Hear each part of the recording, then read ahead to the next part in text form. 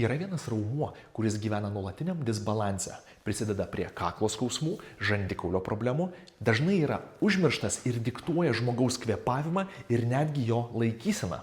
Ir tai yra liežuvis. Tiesą sakant, liežuvis yra virškinimo sistemos organas, kuris neurologiškai yra neatsiejamas nuo kaklo. Liežuvio problemos gali lemti kaklo įtampą ir skausmą.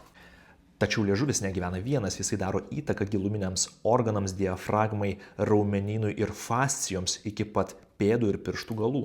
Stringantis, įtrauktas ir nukritęs liežuvis deaktyvuoja daugybę kūno raumenų, keičia laikyseną, galva važiuoja į priekį, žmogus nori atidaryti burną, spazmuoja gerklė ir didesnė tikimybė knarkti, daugiau kvėpuoja per burną.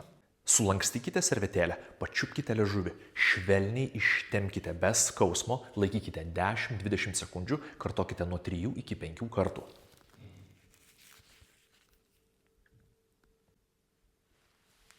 Labai svarbu, kad galva nebūtų palinkusi į priekį pratimo metu. Taip mes galime programuoti savo kūną ir nervų sistemą būti geresniai laikysenui. Patempę liežuvį, galvą ir smakrą tempkite švelniai atgal. Tempkite ne tik tiesiai, išbandykite ir kitas kryptis.